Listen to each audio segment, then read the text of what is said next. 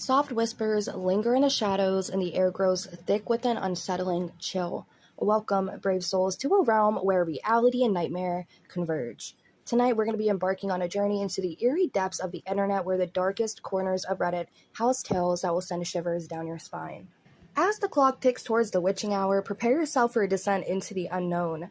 Hi, my name is Revoke, and I'm going to be your guide through this labyrinth of fear, your storyteller in the darkness. So gather around, but beware, for what you're about to hear, they're not just words. They are the echoes of real encounters, the haunting confessions of those who have glimpsed the macabre side of existence. So dim the lights, draw your curtains, but brace yourself for the uncanny. This is the Reddit Horror Hour, and the tales we're about to uncover may linger long after the screen goes dark.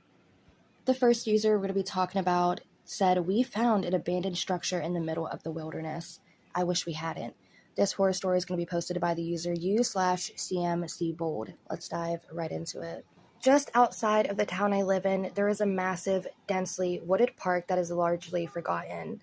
It's not that people don't know it's there, but it's simply more of an afterthought. It's not ideal for hiking. It doesn't have any kid-friendly play areas or even a pond to attempt fishing in. What it essentially amounts to is miles and miles of wooded area. But me and my college buddy Derek had long known about something that lay deep within the park, and we had finally built up the courage and resources to explore it. Derek had always been into this type of thing since I met him a few years before at the start of college. Although we didn't know each other for that long, we quickly became best friends, forming a connection like I'd never had with anyone else. Despite that, he was the type of person who would keep a lot of stuff buried deep.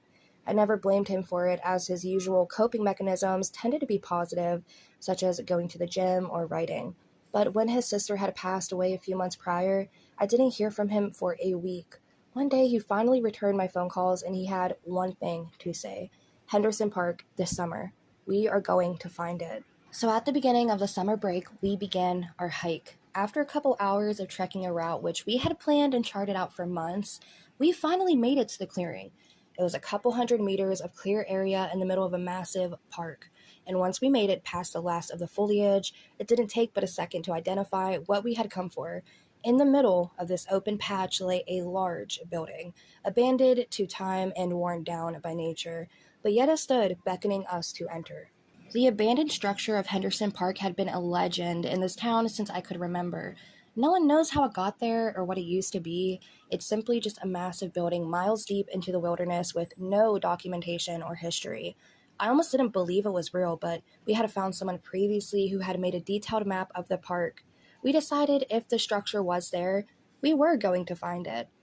"There it is, Sam. Glad to see we didn't come all this way for nothing," Derek said as we rested for a moment to catch our breath. "You act as if we hadn't done our research," I responded, secretly as relieved as he was. I mean, there was always the possibility after all that building had withered away, or that a small mistake in navigation would send us off path. But luckily, we had found our destination with relative ease. We took the moment to look up at it while we gathered our bearings and documented it with some pictures. It stood tall with at least 3 floors and had plenty of surface area. It appeared like it had been an old school or hospital of some sort based on its layouts. Its interior was a dark gray, tainted by decay and moss creeping around it. Despite the wear and tear, there was a surprising lack of graffiti or any signs of human tampering. "Well, are you ready to see what's in there?" I said, breaking the silence. Derek turned to me, a look of worry appearing on his face. "No, I think we should head back." He then flashed me a big grin and started making his way to the structure. I followed, trying to ignore his stupid joke. We made our way to the entrance doors and noted that they appeared to be missing, the only remaining evidence being some scattered pieces of glass.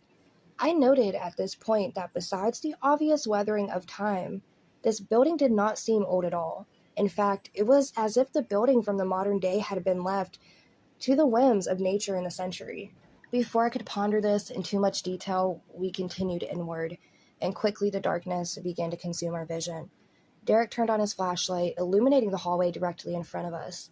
It was lined with abandoned lockers and debris which covered most of the doorways. Most of the paths on the floor appeared to be blocked off or just seemed a bit unstable due to damaged pillars and missing walls. We explored little we could safely access, until finally coming upon a set of stairs that could either have taken us up to the second floor or downwards towards what I assumed was a basement area. We wanted to start somewhere and work our way through the building seamlessly. That inevitability left us with a decision. Should we go upstairs or explore the basement first? Derek finally spoke up. Dude, I think we should split up. You can't be serious. How are we going to explore both at the same time? It's the only way, he insisted. But Derek, I'm kidding, man. Let's start downstairs and we can work our way back up, Derek said, descending the stairs before I could even respond. The stairs proved to be much deeper than we thought. What I assumed was going to take us down one floor felt more like 100. After walking down the stairs for what felt like 10 minutes, I finally spoke up. Hey man, this is kind of ridiculous. How deep does the staircase go? I don't know, Sam. It's kind of freaking me out. But to be honest, I nodded in agreement. Derek seemed to be getting genuinely concerned for the first time during this trip, but at least we're on the same page. We had to keep going at this point, whether the staircase was bottomless or a descent into hell itself. We were going to see the end of it. Luckily, it turned out to be neither of those things because a few minutes later, we hit the bottom. Well, good news is, if one of us gets hurt, the other one has to drag them up 70 flights of stairs, Derek joked, although the thought only made me uneasy. The area we found ourselves in could probably be best compared to that of a subway tunnel. Well, without the actual train tracks. What lay before us was simply a long, vacant tunnel with concrete walls and flooring and no end in sight. I was beginning to feel like we were out of our depth here. However, I didn't think that to protest Derek as he began walking down the tunnel, at least not until we began to hear something echoing deep within the tunnel. We immediately stopped in our tracks. What sounded like a high-pitched synth had begun running through the tunnel. The echoing was making me feel queasy as it reverberated through my body. It paused for a moment before resuming. Every few seconds, another tone ringing out like a beacon, progressively getting louder and presumably closer. The sound started to become ear-piercing, and before I knew it, I was on my knees, holding my ears, barely withstanding the sharp ringing throughout my head. Just as I thought I was going to black out from the sheer intensity of it, the sound stopped in an instant. I looked over at Derek, who was also recovering from the auditory assault. We both shared a glance and a nod. Our curiosity had seemingly run its course, and we started to quickly head back from the way we came. I wasn't sure how to rationalize what just happened, but all I knew was I would prefer not to experience whatever that was any closer. That's when we heard something else from within the tunnel. This unmistakable sound of footsteps. Our speed walk quickly escalated into a jog and then a run. Maybe it was just my imagination just running wild, but I had some serious doubts that many other people were exploring this place and especially wandering through this unforsaken tunnel. And so we ran and ran. We hadn't been walking down that tunnel but for more than a minute. There was no way that we were that far away from the stairs. Yet again, it felt like we were in an endless loop with no end in sight. But then we found it. We stopped and looked at the staircase and we both caught our breath. So, Derek began trying to form his thoughts. I walked up to the foot of the staircase and put my hands on the large chunks of rubble that now blocked our only exit off. I didn't even have the energy to freak out or to scream. I just fell to my butt. Just looking at it, staring hard enough, would change the grim reality that we were faced with. That sound, it had to have caused something to collapse, Derek said, just trying to rationalize the situation as if it would make things any better. Derek, we're gonna die down here, I said weakly. Before he could respond, we remembered why we were running, and those footsteps were now within 20 feet of us, and we had nowhere to run. We both turned our gaze to the direction they were coming from. Whatever it was seemed to be hidden in the shadows, and neither one of us wanted to see what was approaching. I could just barely make out the outline of a shambling figure, moving erratically and twitching violently with each step. We nodded to each other, seemingly on the same page that if we die here, we were going to at least put up a fight. But after taking a deep breath, Derek lifted his flashlight, pointed it towards the figure. Um, Derek was at a loss for words, as was I. There stood Emily, Derek's sister.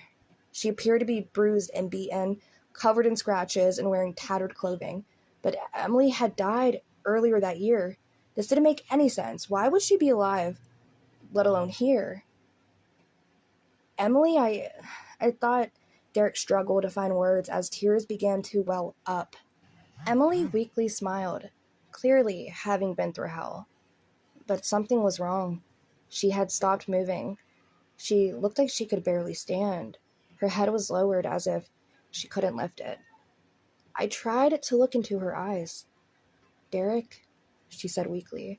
Derek began to walk towards her, his arms open, wide, ready to embrace her. It all played out in slow motion as he neared her. I didn't have time to warn him. I didn't have time to tell him to stop as I noticed the hollow blackness of what should be her eyes, the hellish grin that she could hardly contain. She grabbed him and met his gaze. I can't get the image out of my head of the look of horror on my best friend's face as he looked into the abyss that were the creature's eyes. And then she unhinged her jaw beyond the point of reason, latching onto Derek as he began to scream. But he didn't have the chance to make a sound as the creature closed its jaws over his head. I ran. Without thinking, I left my friend to his fate, knowing full well he was already gone. I ran, and I kept running. I don't know what I was thinking or where I was running to. The scent began to reverberate throughout the tunnel, and the ear-splitting ringing began to return, escalating until my body was numb and I couldn't sense where I was. I awakened, my head still ringing. I lay at the entrance of the structure. It was still bright outside. I sat up, trying to regain my senses. I had no idea what happened. I don't know if I blacked out and somehow found an exit, but that didn't seem likely. I still had my bag with me, with water and food. I could make it back by night if I started hiking. And that's what I did. I reported Derek missing and explained that we got split up on the hike. It's not an uncommon thing for people to go missing on long treks through parks of this size, so it seemed reasonable. I haven't mentioned the structure to anyone until now, but I haven't been able to stop thinking about it since. What if Derek somehow survived? I feel like he's calling out to me, and I feel like I need to help him. I know I shouldn't, but something is telling me to go back to that structure. Hey everybody, this is your host, Revoke. We're going to be diving into the next story now, and all of these you can find on the subreddit No Sleep. These all detail very scary encounters and true stories that many people have had. We're going to be diving into the next one now, and this is going to be posted by the user u-throwaway159121. And he said, my friend is missing and I don't know what to do. There is a spooky part 2 to this, so stay tuned for the rest of the story. Part 1. My friend is missing and I don't know what to do. I'm writing this in absolute terror and urgency. I need your help. 2 days ago, my friend came to my place and his eyes, they were wide with fear and excitement. He'd found something in the forest just next to his house. It was a camcorder, just lying there on the ground. He was hell-bent on seeing the footage that could be on it. I had this gnawing feeling that it could be linked to a crime or something like that, but his persistence was too much, and it was not like we had anything better to do. We connected the camcorder to my TV, and we didn't know what to expect. I was hoping it would be nothing, and at first, it seemed to be just that. A regular video of some guy walking his dog in the forest. But then they approached this fallen log. The man hopped over it and beckoned his dog to follow. The dog just sat there. It turned its head, looking confused. That's when he saw it. The dog's body contorted in a way that defied nature, morphing into a humanoid shape, standing grotesquely on its hind legs. Its head snapped upwards, front limbs twisted like human arms. It then jumped over the log just like a person would. The silence from the man holding the camcorder was deafening, broken only by his heavy, panicked breaths. I wish he would have turned the camera away, but he didn't. He kept filming this thing. We both sat there, transfixed in terror, just staring at the screen. I was so overwhelmed I couldn't muster up anything to say. I couldn't move. I couldn't even blink. My body was paralyzed. Then we heard the most horrific screech. I don't know if it was the man or the dog. My friend was beside himself, just oscillating between denial and pure terror. He tried to rationalize it, to convince himself and me that it was some sick prank or that all of this was a dream. We were both shaking, just trying to process if any of it was real. We decided to take the camcorder to the police first thing in the morning. My friend was too scared to go back home, so he just crashed at my place. But when morning came, my friend was gone. He just vanished. The camcorder's still here. I've called him countless times, texted him, but there's no response. I'm freaking out. I don't know what to do. I'm terrified that whatever was on those tapes is more than just a video. What if it's out there? And now with him missing, I'm scared to even step out of my house. I don't know if going to the police is the right move. What if they don't believe me? What if they think we tampered with evidence? But I can't just sit here doing nothing while my friend can be in danger. I need advice or any kind of help or insight that you guys can offer. Have you ever heard of anything like this? What should I do? Please, I'm begging you. I just want to find my friend and make sure he's safe. Part 2. They found the missing person, but I discovered his body an hour ago. I'm a detective. I'm posting this here because I fear I might not be around much longer to share what I've uncovered. This all started when my partner and I were called to a residence following a report about a missing person and a camcorder found in the forest. When we arrived, we collected the camcorder as evidence and took the witness's testimony. Once we got back to the precinct, we immediately turned the camcorder over to our evidence team and they got to work. A day later, the team who examined the camcorder, every single one of them, disappeared from the precinct without a trace. We tried asking around about them, but we just got brushed off. Only a few hours later, me and my partner received an abrupt order from the higher-ups. Drop the case. We got no explanations, no nothing. My partner immediately complied and told me to do the same, but I just couldn't let it go. During my investigation, I went looking in the forest around the house of the missing person. There, I found something I hoped I wouldn't. I found the body of the missing person. Poor kid was mutilated almost beyond recognition. The only thing that I could even identify was a distinct chest tattoo, which matched the description given to us by his friend. I mean, it seemed to me at the time that he was mauled by a bear, but the more I thought about it, the more I realized we hadn't had bears around here in a really long time. Something was terribly off. I couldn't call for forensic as I was forced to turn in my radio and badge for a week, and I had no choice but to rush back to the precinct to report the dead body. But when I got there, it almost made me faint. There he was, alive and unharmed. It was as if the body I'd just seen was nothing more than the fragment of a bad dream. When my eyes met his, he gave me this look that unsettled me extremely. It was this haunting emptiness that he had behind his eyes, and the way they moved around was almost childlike curiosity, as if everything around him was unfamiliar and needed to be studied. I'm writing this as a record. I fear I might be the next one to disappear. Lately, I've noticed the same car parked outside my house at late hours. I might be under surveillance. This whole thing is deeper than just some missing kid. The disappearances, the orders from higher-ups, all of it reeks that I should have smelt this shit a while back, but I guess I'm just too stubborn, too damn concerned with playing the hero. From all that, I think I've seen something just real bad, and I think something real bad is going to happen here real soon. If you're reading this, look into the Rehugsdorf County, but make sure that no one can trace the searches to you.